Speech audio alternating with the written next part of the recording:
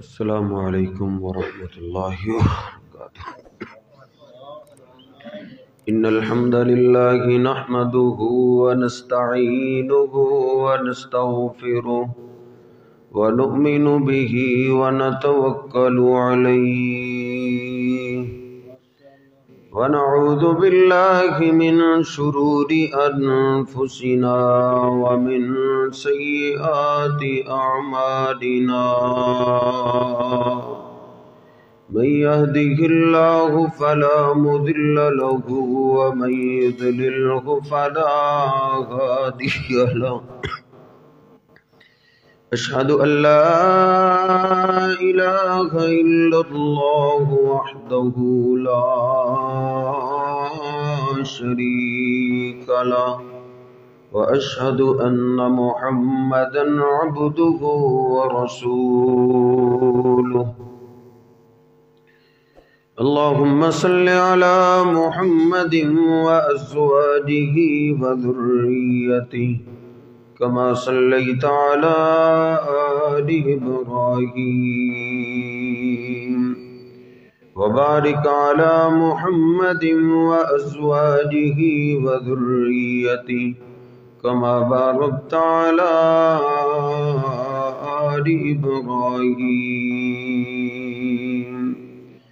إنك حميد مجيد رب اشرح لي صدري ويسر لي أمري واحلل عقدة من لساني يفقهوا قولي أما بعد فإن خير الحديث كتاب الله وخير الهدي هدي محمد صلى الله عليه وسلم وشر الأمور محدثاتها وكل محدثة بدعة وكل بدعة ضلالة وكل ضلالة في النار أعوذ بالله السميع العليم من الشيطان الرجيم من همزه ونفخه ونفسه بسم الله الرحمن الرحيم وما أرسلناك إلا رحمة للعالمين سبحان ربك رب العزة عما يصفون وسلام على المرسلين والحمد لله رب العالمين۔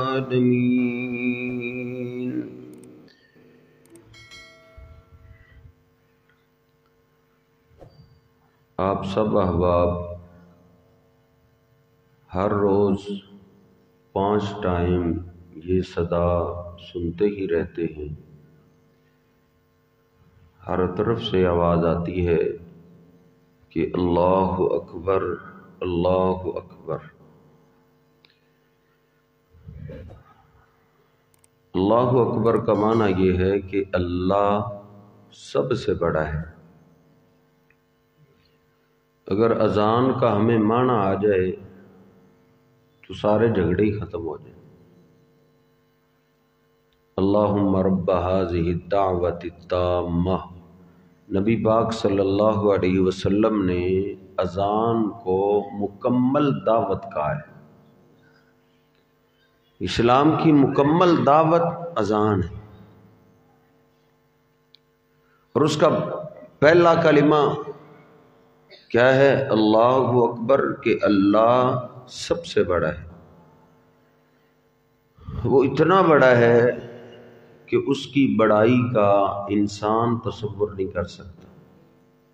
یہ ہماری عقل اور سوچ چھوٹی ہے، اللہ ہماری سوچوں سے کہیں بڑا ہے۔ یہ جو ہمیں عقل ملی ہے یہ تو محدود ہے،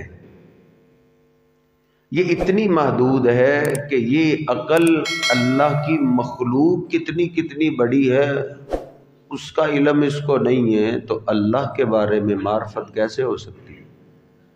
اللہ کی مخلوق کتنی کتنی بڑی۔ سائنس ترقی کرتے کرتے اب یہاں پہنچی ہے کہ جو سورج ہمیں دکھائی دیتا ہے وہ ہماری ساری زمین سے 10 لاکھ گنا بڑا ہے۔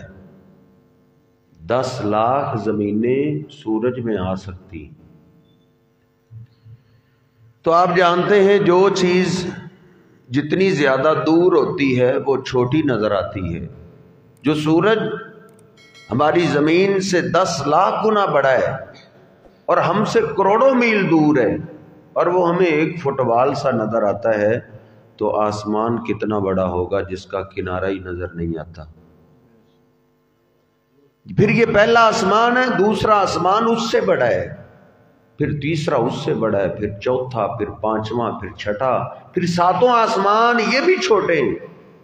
اللہ پاک کا قرآن کہتا ہے وسع کرسیہ السماوات والارض، اللہ پاک کی ایک کرسی ہے وہ 7 زمینوں اور 7 آسمانوں سے بڑی ہے۔ اللہ اکبر۔ یہ اللہ کی ساری مخلوق چھوٹی ہے، کرسی بھی چھوٹی ہے، آسمان بھی چھوٹے ہیں، اللہ اکبر، اللہ سب سے بڑا ہے۔ اس لیے انسان کے تصور میں اللہ کی بڑائی آ ہی نہیں سکتی کہ وہ کتنا بڑا ہے۔ اس لیے اللہ نے ہمارے پیر و مرشد جناب محمد رسول اللہ صلی اللہ علیہ وسلم کو بھی یہی حکم دیا ہے وَرَبَّكَ فَكَبِّرْ، او میرے پیغمبر آپ صرف اپنے رب کی بڑائی بیان کریں۔ یہ نہیں آپ جان سکتے کہ اللہ کتنا بڑا ہے، بس آپ کہیں اللہ اکبر، اللہ سب سے بڑا ہے۔ پھر نبی پاک صلی اللہ علیہ وسلم کے 24 گھنٹے دن اور رات میں نے احادیث کے اندر شمار کیا ہے، آپ ایک دن میں تقریباً 515 دفعہ اقرار کرتے تھے کہ اللہ اکبر، اللہ سب سے بڑا ہے۔ 500 سے زائد دفعہ نبی پاک صلی اللہ علیہ وسلم ہر روز اقرار کرتے تھے کہ اللہ پاک سب سے بڑا ہے۔ صحابہ کرام بیان فرماتے ہیں نبی پاک صلی اللہ علیہ وسلم جب نماز سے سلام پھیرتے شروع کرتے تو اللہ اکبر سے رکوع جاتے، اللہ اکبر سے سجدے میں جاتے، اللہ اکبر کہتے۔ جب سلام پھیرتے، سلام پھیرنے کے بعد آپ اونچی آواز سے فرماتے اللہ اکبر، کہ نماز پڑھ لینے سے کوئی بڑا نہیں ہو جاتا، بڑی تو اللہ کی ذات ہے۔ جناب علی پاک رضی اللہ تعالیٰ عنہ فرماتے ہیں نبی پاک صلی اللہ علیہ وسلم اپنی سواری اونٹنی پہ سوار ہوئے، سوار ہونے کے بعد آپ نے 3 بار بولا اللہ اکبر، اللہ اکبر، اللہ اکبر، اللہ ہی سب سے بڑا ہے، اللہ ہی سب سے بڑا ہے، اللہ ہی سب سے بڑا ہے۔ معنی یہ ہے بڑی سواری پہ سوار ہونے سے کوئی بڑا نہیں ہو جاتا، بڑی تو اللہ کی ذات ہے۔ اور وہ اتنی بڑی ذات اس پوری کائنات کا اکیلا وہ نظام چلا رہا ہے، صرف آپ میں سے کسی ایک گھر یا محلے یا ایک صوبے یا ایک ملک کا نہیں، ساری کائنات کا وہ اکیلا ہی نظام چلا رہا ہے۔ اور اس ذات کو سب سے زیادہ محبت اور پیار میرے اور آپ کے پیر و مرشد جناب محمد رسول اللہ صلی اللہ علیہ وسلم کے ساتھ ہے۔ بس یہ آج کا سبق ہے کہ نبی پاک صلی اللہ علیہ وسلم سے اللہ کو سب سے زیادہ پیار ہے۔ اللہ اولیاء سے بھی پیار کرتا ہے، اللہ پاک کو سارے فرشتے بھی پیارے، اللہ پاک کو سارے انبیاء ہی پیارے، لیکن تمام انبیاء سے بھی سب سے بڑھ کے اللہ کو پیار کس ذات سے؟ نبی پاک صلی اللہ، ہمارے پیارے پیغمبر، پیارے نبی جناب محمد الرسول اللہ صلی اللہ علیہ وسلم کے ساتھ۔ اس بات کو جبریل امین تو اچھے طریقے سے جانتے تھے، کیونکہ وہ تو ہر پیغمبر کے پاس آتے جاتے تھے۔ معراج کی رات نبی پاک صلی اللہ علیہ وسلم کو لے کر جبریل امین بیت المقدس میں پہنچے، بیت المقدس انبیاء سے بھرا ہوا ہے، رسولوں سے بھرا ہوا ہے۔ آپ نے پوچھا جبریل یہ انبیاء اور رسول اللہ نے کس لیے جمع کیے؟ جبریل امین عرض کرتے ہیں اللہ پاک نے اپنی قدرت اور طاقت سے تمام انبیاء اور رسولوں کو جمع کر دیا ہے اور ان کو 2 رکعت نماز پڑھنے کا حکم دیا ہے، پڑھ کیوں نہیں رہے؟ جبریل امین عرض کرتے ہیں ان سب کو اپنے امام کا انتظار ہے۔ آپ پوچھتے ہیں ان کا امام کون ہے؟ جبریل امین نے میرے پیارے نبی جناب محمد رسول اللہ صلی اللہ علیہ وسلم کے ہاتھ سے پکڑا اور مصلی پہ کھڑا کر دیا، کہا حضور جس مجلس میں آپ ہوں، جس جماعت میں آپ ہوں، وہ انبیاء اور رسولوں کی بھی جماعت کیوں نہ ہو، آپ کی موجودگی میں کوئی پیغمبر بھی مصلی امامت پہ نہیں آ سکتا۔ عشاء کی نماز پہ جو امام ادھر کھڑے ہوئے ہیں نا، وہ اس لیے کھڑے ہوئے ہیں کیونکہ ادھر اللہ کے محبوب پیغمبر نہیں تھے،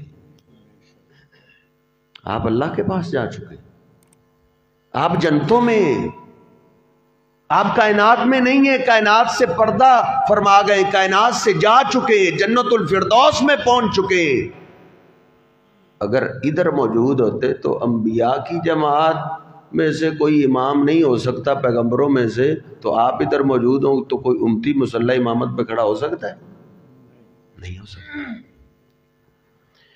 تو میں عرض کر رہا تھا کہ انبیاء سے بھی بڑھ کے پیار اللہ کو ہمارے پیارے نبی صلی اللہ علیہ وسلم کے ساتھ ہے۔ جبریل امین کا بھی یہ سمجھنا کوئی تعجب والی بات نہیں، کیونکہ ان کا آنا جانا تو ہر پیغمبر رسول کے پاس تھا۔ تعجب والی بات یہ ہے کہ یہ سبق آسمان کے سارے فرشتے ہی جانتے تھے کہ اللہ کو سب سے زیادہ پیار اپنے آخری محبوب پیغمبر جناب محمد رسول اللہ صلی اللہ علیہ وسلم کے ساتھ۔ ترمذی شریف کی حدیث پاک ہے، نبی پاک صلی اللہ علیہ وسلم تشریف فرمایا، فرماتے ہو میرے صحابہ آج آسمان سے ایک فرشتہ زمین پہ وہ اترا ہے، لم ینزل الارض قط، آج تک اس نے اللہ کی دھرتی کو دیکھا نہیں تھا، پہلی دفعہ اس نے اللہ کی زمین کو دیکھا ہے۔ آج بھی وہ اللہ پاک سے اجازت لے کر آیا ہے، اے اللہ مجھے بھی زمین پہ جانے کی اجازت دے۔ ہزاروں سال ہو گئے اللہ کی دھرتی بنی کو، آج تک اس نے اجازت نہیں مانگی، آج کیوں اجازت مانگ رہا ہے؟ فرشتہ عرض کرتا ہے اللہ مجھے زمین پہ جانے کی اجازت دے، میں تیرے آخری محبوب پیغمبر کا دیدار بھی کرنا چاہتا ہوں اور ان کو سلام بھی کرنا چاہتا ہوں۔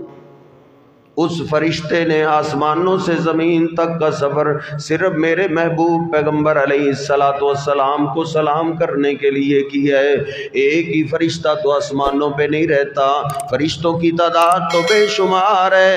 بخاری شریف کی حدیث پاک ہے، نبی پاک صلی اللہ علیہ وسلم فرماتے ہیں معراج کی رات 7 آسمانوں کی میں نے سیر کی ہے، 7 کے 7 آسمان اللہ کے فرشتوں سے بھرے ہوئے تھے، 4 انگلیوں کے برابر بھی کوئی مجھے جگہ خالی نظر نہیں آئی۔ نبی پاک صلی اللہ علیہ وسلم فرماتے ہیں 7ویں آسمان کے اوپر اللہ پاک کا ایک گھر میں نے بیت المعمور دیکھا ہے، فرشتے اس گھر کا طواف کر رہے ہیں، مجھے جبریل امین نے اطلاع دی اے اللہ کے محبوب پیغمبر جس طرح مکہ میں اللہ کا گھر ہے یہ بھی اللہ کا گھر ہے، فرشتے اس گھر کا طواف کرتے ہیں، ہر روز 70,000 فرشتے طواف کر کے چلے جاتے ہیں، جو ایک دفعہ طواف کر کے نماز پڑھ کے چلا جائے قیامت تک اس کی باری نہیں آئے گی، اتنی فرشتوں کی تعداد ہے۔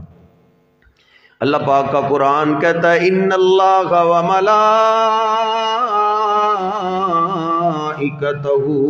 یصلون علی النبی، اور کائنات کے لوگوں یہ آسمان کے سارے فرشتے ہمارے آخری محبوب پیغمبر پہ درود پڑھتے رہتے ہیں۔ فرشتوں کو پتہ ہے اللہ پاک کو سب سے زیادہ محبت اور پیار کس ذات سے ہے، وہ اللہ کو خوش کرنے کے لیے ہمارے پیارے نبی پہ درود پڑھتے رہتے ہیں، لیکن یاد رکھیے اللہ کو انتظار ہے میرے اور آپ کے درود کا۔ فرشتے بھی درود پڑھتے ہیں، درخت بھی آپ کو سلام کرتے ہیں، پتھر بھی آپ کو سلام کرتے ہیں، لیکن اللہ کو انتظار ہے میرے اور آپ کے درود کا کہ میرے محبوب پیغمبر کے امتی کو کب وقت ملے گا، وہ میرے پیارے نبی پہ درود کب پڑے گا۔ نبی پاک صلی اللہ علیہ وسلم فرماتے ہیں من صلی علیہ مرتن، جو میرا امتی ہو کے میرا غلام ہو کے مجھ پہ ایک بار درود پاک پڑھتا ہے، صلی اللہ علیہ عشر مرات، اللہ پاک فوراً اس پہ 10 رحمتیں نازل کرتا ہے۔ یاد رکھیں یہ بھی نبی پاک صلی اللہ علیہ وسلم کی شان والی بات ہے کہ ہمارے درود پڑھنے سے آپ کی شان میں فرق نہیں پڑتا۔ کوئی کہے نا میں درود نہیں پڑھوں گا تو آپ کی شان میں فرق پڑ جائے گا، آپ کی شان میں فرق نہیں پڑتا، آپ کی پہلے ہی اللہ نے شان اونچی بنائی ہے۔ ہمارے درود پڑھنے سے ہمارا اپنا فائدہ ہے۔ انسان ہے نا، لالچ کے بغیر تو کچھ بھی نہیں کرتا، کوئی بھی کام کو تو کرنے سے پہلے پوچھتا ہے مجھے کیا ملے گا۔ من صلی علیہ مرتن صلی اللہ علیہ عشر مرات، جو اللہ پہ، اللہ کے محبوب پیغمبر پہ ایک بار درود پڑھتا ہے اللہ اس پہ 10 رحمتیں نازل کرتا ہے۔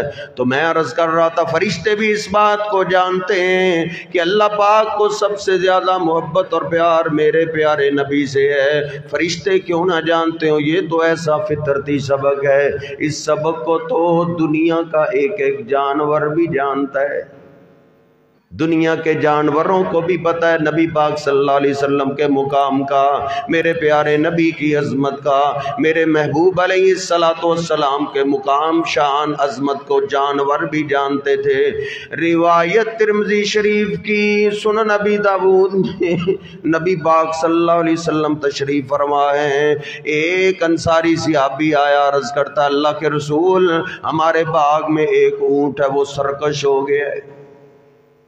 کئی ساتھی پہلی دفعہ دعوت پہ وہابیوں کی مسجد میں آئے ہیں، وہ یہ سن کے پریشان ہو رہے ہوں گے کہ ہم تو سمجھتے تھے یہ حضور پاک کو مانتے ہی نہیں ہے، تو انہوں نے شان ہی حضور پاک کی شروع کر دی ہے۔ اصل میں آپ کو دھوکے میں رکھا گیا ہے، دور ہی اتنا کر دیا گیا کہ ان کے قریب جاؤ ہی نہ، ہمارے قریب آؤ تو صحیح، ہماری بات سنو تو صحیح۔ ہم اپنے پیارے نبی صلی اللہ علیہ وسلم سے محبت اور پیار کتنا کرتے ہیں۔ ہماری غلطی یہ ہے کہ ہم آپ کی شان بیان کرنے میں بھی اپنی مرضی نہیں کرتے، اپنی مرضی، اپنی طرف سے باتیں، قصے، کہانیاں وہاں بنائے جاتے ہیں جہاں کچھ ہو نہ۔ کسی کی فضیلت میں کوئی شان بیان کرے فلاں فلاں، بھئی ان کی بنانے کی ضرورت پڑ سکتی ہے جن کی شان میں قرآن و حدیث میں ہو نہ، جن کی شان میں قرآن پاک بھی بھرا ہوا ہے اور نبی پاک صلی اللہ علیہ وسلم کی احادیث بھی بھری ہوئی ہیں، تو جن کی شان میں اتنا کچھ ہے تو اپنی طرف سے ہمیں بنانے کی ضرورت نہیں ہے۔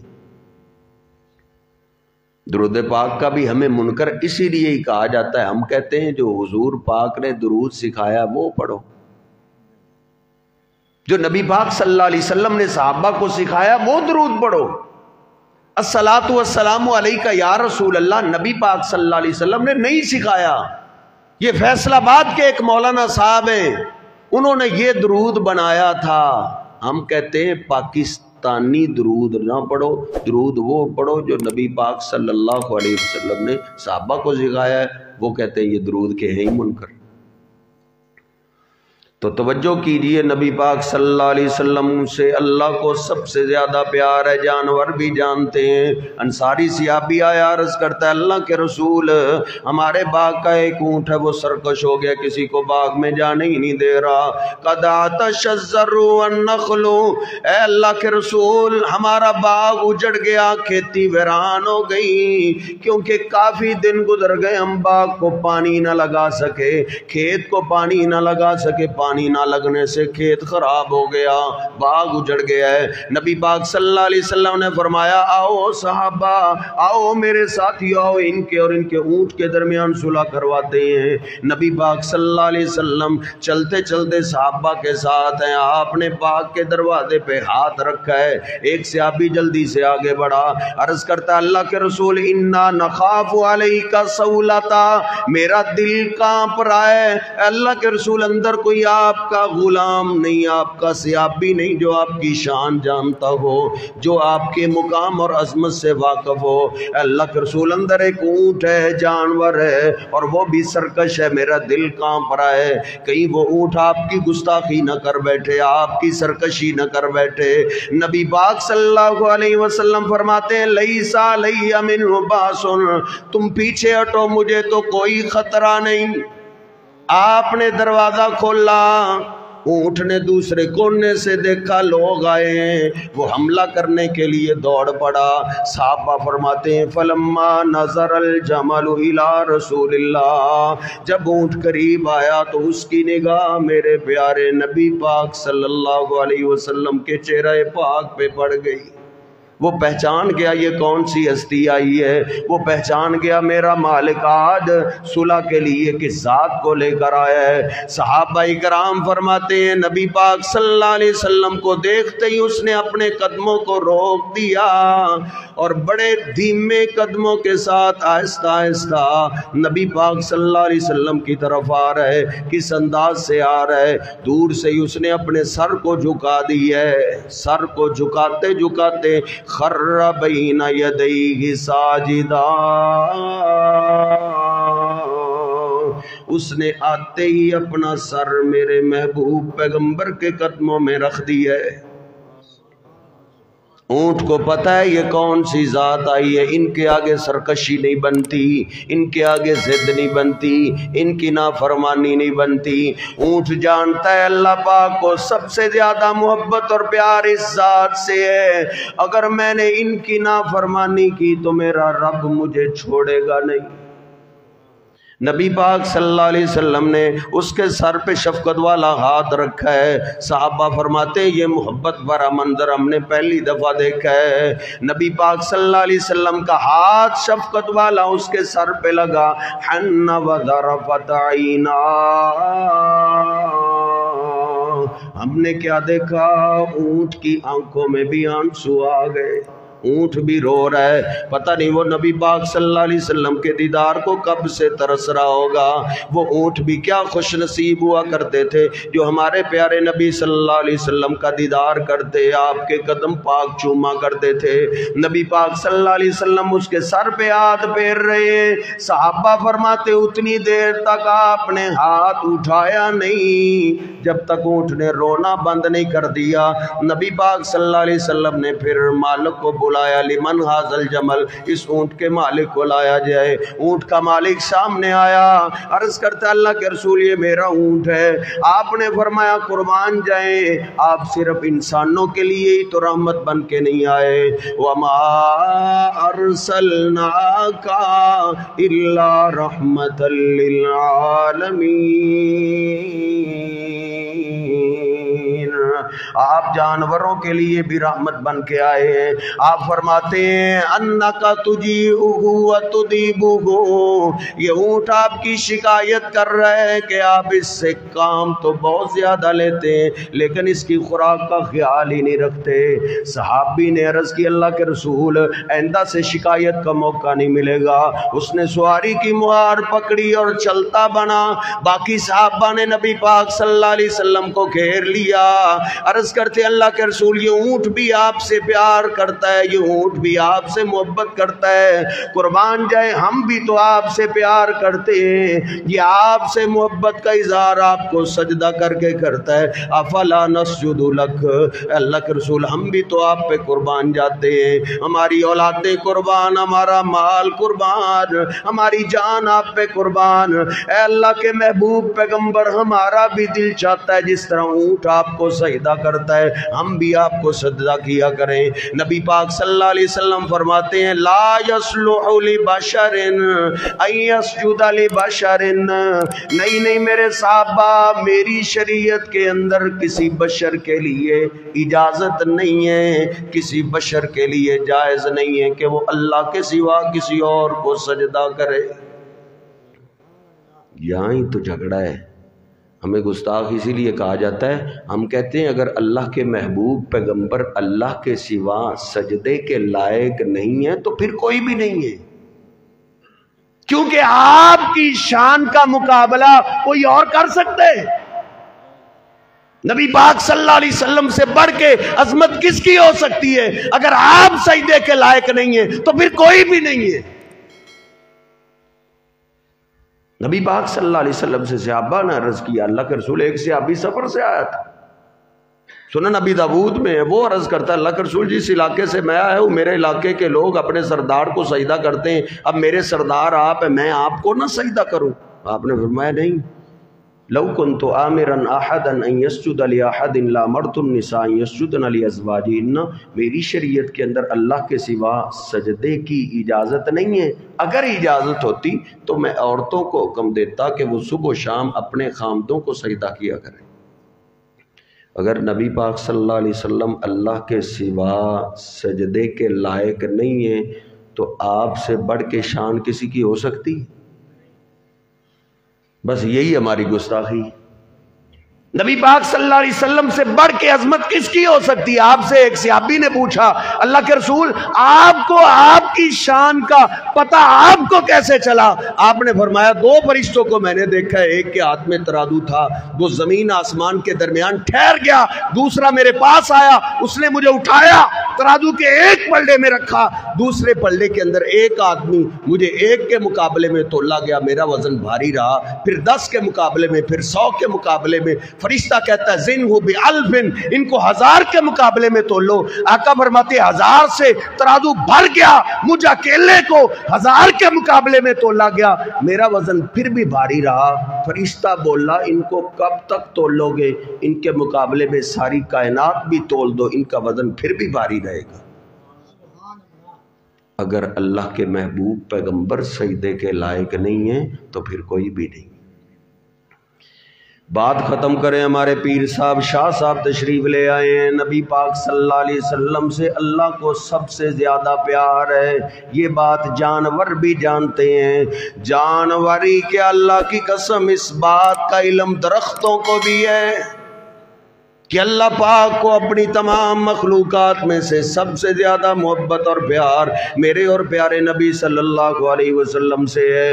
روایت مسلم شریف میں ہے، نبی پاک صلی اللہ علیہ وسلم جنگل سے گزر رہے ہیں، آپ کو اور دیوار پردے کی ضرورت پیش آئی ہے، کوئی دیوار نہیں، کوئی کمرہ نہیں، نبی پاک صلی اللہ علیہ وسلم نے دور سے دیکھا ہے دو درخت دور دور کھڑے ہوئے ہیں، اگر یہ دونوں مل گئے تو پردہ بن جائے گا۔ نبی پاک صلی اللہ علیہ وسلم چلتے چلتے ایک درخت کے پاس پہنچے، آپ نے اس درخت کو کوئی گھنٹے 2 گھنٹوں کا لیکچر نہیں دیا، حدیث پاک کے الفاظ ہیں فَأَخَذَ بِغُصْنٍ مِّن أَغْصَانِهَا، آپ نے اس درخت کی ایک ٹہنی کو پکڑ لیا اور اس کو ایک بار بولا انقادی علی بِإِذْنِ اللَّهِ، اور درخت اللہ کے حکم سے میرے ساتھ چلو۔ کس کو بول رہا ہے؟ ایک درخت کو۔ نبی پاک صلی اللہ علیہ وسلم نے ایک بار ہی بول رہا ہے، اس درخت کو پتہ ہے مجھے آرڈر دینے والا کون ہے، اس درخت کو علم ہے مجھے آرڈر حکم دینے والا کون ہے۔ تھانے دار کی کال آ جائے نا تو ہمیں پتہ ہوتا ہے کال کس کی آئی، SHO کی کال آ جائے تو ہمیں پتہ ہوتا ہے کال کس کی آئی، جوتا پہننا بھی شاید یاد نہ رہے۔ کسی وڈیرے MP سردار کا پیغام آ جائے، ماں بھی ڈانٹتی ہے باپ بھی ڈانٹتا ہے، بیٹا اگر ان کے علاقے میں رہنا ہے تو پھر ان کی ماننی پڑے گی وگرنہ وہ چین سے جینے نہیں دے گا، بھاگے ہوئے جاتے ہیں۔ اس درخت کو بھی پتہ ہے کہ مجھے آرڈر دینے والی وہ ذات ہے، اللہ پاک کو سب سے زیادہ محبت اور پیار اس ہستی سے ہے، اگر میں نے ان کی نافرمانی کی تو میرا رب مجھے چھوڑے گا نہیں۔ صحابہ کہتے ہیں نبی پاک صلی اللہ علیہ وسلم نے آرڈر ہی دیا ہے فَانْقَادَتْ مَعَهُ كَالْبَعِيرِ الْمَخْشُوشِ۔ ہم نے کیا منظر دیکھا ہے، نبی پاک صلی اللہ علیہ وسلم نے حکم ہی دیا ہے زمین کو پھاڑتے ہوئے وہ درخت آپ کے پیچھے ایسے چلا جیسے تابع دار اونٹ اپنے مالک کے پیچھے چلتا ہے۔ نبی پاک صلی اللہ علیہ وسلم کے ساتھ چلتا آ رہا ہے، آپ نے درمیان میں آ کے کہا ادھر ٹھہر جاؤ، ٹھہر گیا۔ آپ چلتے چلتے دوسرے درخت کے پاس پہنچے، کوئی ایسی بات نہیں کہ ایک آدھا درخت ایسا تھا، نہیں، وہ سارے ہی بڑے خوش نصیب تھے، اس بات کو وہ سارے درخت ہی جانتے تھے۔ نبی پاک صلی اللہ علیہ وسلم دوسرے درخت کے پاس چلے گئے، آپ نے اس کی بھی ٹہنی کو پکڑا اور اس کو ایک بار بولا انقادی علی باذن اللہ، وہ درخت اللہ کے حکم سے میرے ساتھ چلو۔ صحابہ کہتے ہیں اس درخت نے بھی آپ کے پیچھے چلنا شروع کر دیا ہے۔ درخت تو چل پڑے ہیں لیکن میں اور آپ تو نہیں نہ چلے۔ ان کو تو آپ نے ایک بار بولا، انہوں نے اپنی جگہ چھوڑ دی۔ مجھے اور آپ کو تو میرے حبیب علیہ السلام ساری زندگی کہتے رہے تم اپنے دوستوں پہ بیٹھے ہو، اپنے دکان پہ ہو، کارخانے پہ ہو، گیم کھیل رہے ہو، تاش کے اڈے پہ ہو، حقے کی مجلس پہ ہو، یا دوست احباب کے ساتھ پارٹی میں ہو، یا دکانداری میں ہو، یا بیوی بچوں میں ہو، تم جس حال میں بھی ہو، جب اللہ کے گھر سے اذان کی آواز آ جائے تو سارے کام چھوڑ دو، چلو مسجد کی طرف چلیں۔ آج تک ہمیں فکر رہی ہے دوسروں کی، فلاں گستاخ ہے، فلاں گستاخ ہے، اپنے آپ کو نہ میں نے چیک کیا نہ آپ نے چیک کیا کہ ہمارا شمار کن میں ہوتا ہے۔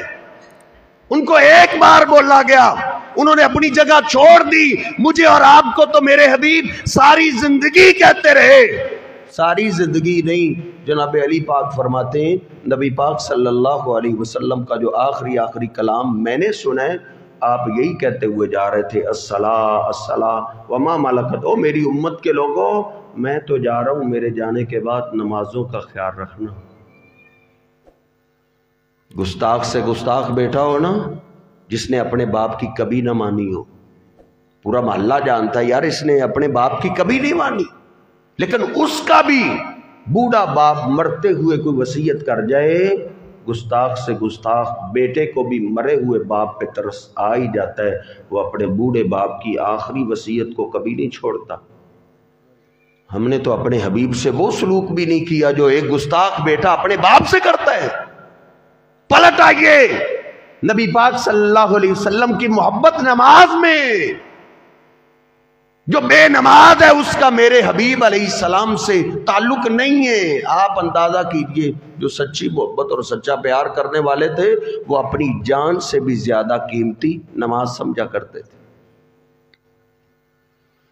وقت نہیں ہے وگرنہ میں مثالیں آپ کے سامنے رکھتا، ایک ہی مثال عرض کر کے بات کو آگے بڑھاتے۔ عمر فاروق رضی اللہ تعالیٰ آدھی دنیا کے حکمران ہیں، آدھی دنیا کے بادشاہ بن گئے۔ کسی کا ہم میں سے کسی کے پاس گاڑی آ جائے وہ مسجد میں آنا تو ان سمجھتا ہے کہ اب میں کیسے جاؤں جی، اب میرے نیچے گاڑی آ گئی، اب میرے پاس کرسی مل گئی، مجھے عہدہ مل گیا ہے۔ وہ اب مولوی صاحب کو کہتا ہے قاری صاحب میرے بچوں کو اب گھر میں آ کے پڑھایا کرو، اب دور بدل گئے، حالات بدل گئے ہمارے۔ لیکن یہ دیکھیے آدھی دنیا کے حکمران ہیں لیکن نماز مسجد میں آ کے پڑھایا کرتے تھے۔ اور کون سی نماز پڑھا رہے ہیں؟ فجر کی۔ فجر کی نماز پہ تو نمازیوں کا پتہ چلتا ہے۔ نبی پاک صلی اللہ علیہ وسلم نے بھی فجر کی نماز پہ ہی فیصلہ کیا ہے۔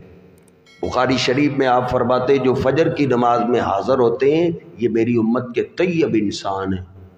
اصبح طیب النفس، یہ طیب پاکیزہ پاک روح، یہ پاکیزہ انسان ہے۔ اور جو فجر کی نماز کے ناغے کرتے ہیں، فجر کی نماز غیر حاضر رہتے ہیں، بخاری شریف کی حدیث پاک ہے، آپ نے فجر کے چور کو کیا بولا ہے؟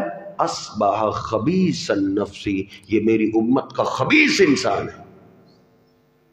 عمر فاروق رضی اللہ تعالیٰ عنہ فجر کی نماز پڑھا رہے ہیں، دشمن پیچھے چھپا ہوا ہے، اس نے خنجر نکال لیا، وار کیا، امیر المومنین عمر فاروق کا پیٹ پھٹ گیا، آنتڑیاں باہر آ گئی، خون کے فوارے چھوٹ پڑے، संभलने की कोशिश कर रहे हैं, संभला नहीं जा रहा, गिरते गिरते फाखद अबी अदी अब्दुर्रहमान फ़क़द्दमहु, पीछे अब्दुर्रहमान खड़े हुए थे, उनके हाथ से पकड़ा, मुसल्ले पे खड़ा कर दिया, कहा अब्दुर्रहमान मेरी फिक्र छोड़ो, नमाज की फिक्र करो। जो अल्लाह के महबूब अलैहिस्सलाम से सच्ची मोहब्बत करने वाले थे, उनको अपनी जान से भी ज्यादा कीमती चीज नमाज लगती थी। वो नमाज पढ़ रहे हैं, वो खून इतना बह गया, बेहोश हो गए, उठा के घर ले जाया गया, होश में नहीं आ रहे थे। इनके एक दोस्त थे मिस्वर बिन मखरमा, वो कहते हैं पीछे हटो, मुझे पता है अमीरुल मोमिनीन को सबसे ज्यादा परेशान करने वाली कौन सी चीज थी, अगर इनके जिस्म में कोई रमक बाकी हुई जरूर होश में आ जाए।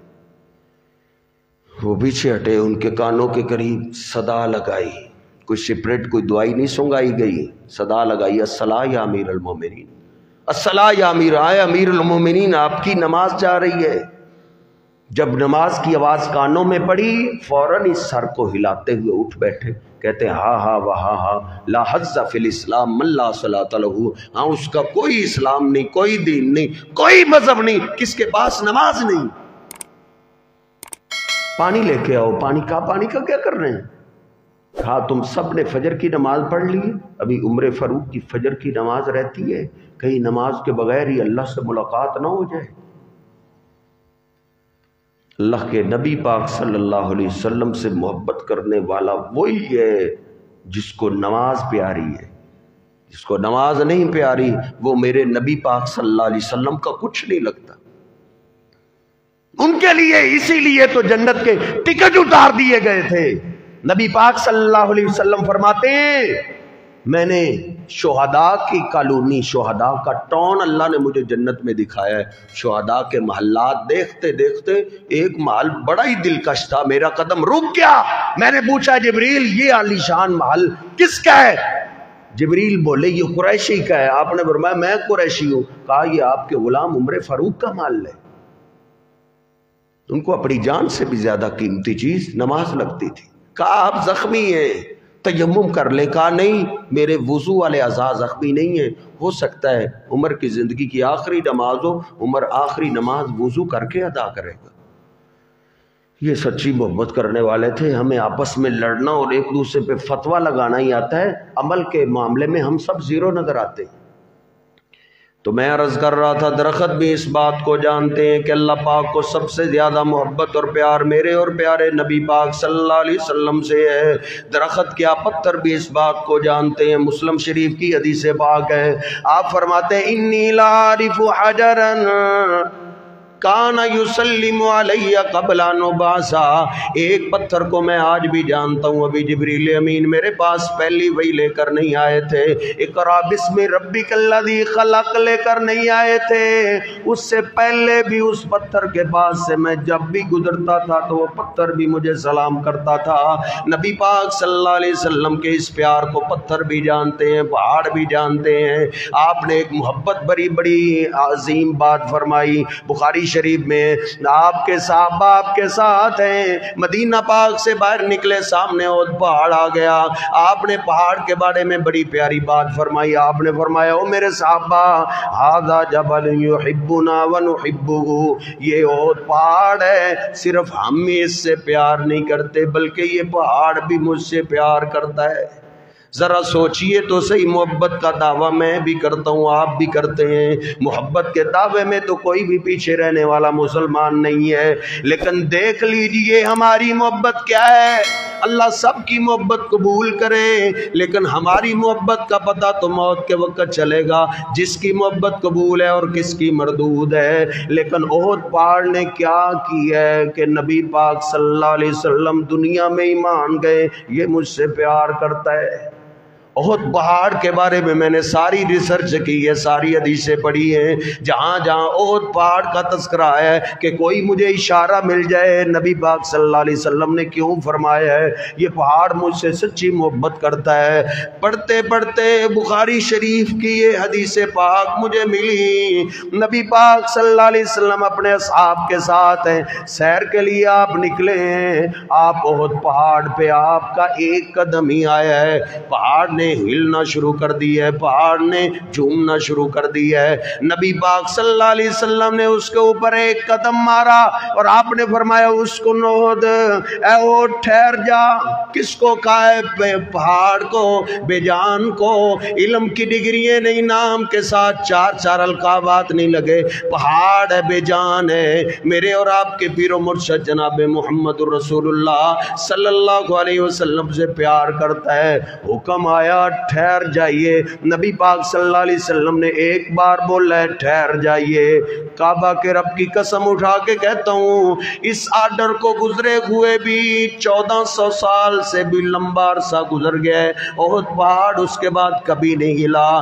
کیوں نہیں ہلا؟ سائنسدان کہتے ہیں پہاڑی علاقوں میں سب سے زیادہ زلزلے آتے ہیں، پہاڑی علاقوں میں زلزلے آئے، پہاڑ ٹوٹ گئے، لیکن احد پہاڑ نے اپنے آپ کو ہلنے نہیں دیا۔ اس وقت سے اس نے اپنے آپ کو جمایا ہوا ہے۔ اس نے اپنے آپ کو کیوں نہیں ہلنے دیا؟ اس کو کس نے فرمایا تھا ٹھہر جائیے؟ اس کے محبوب پیغمبر نے فرمایا تھا۔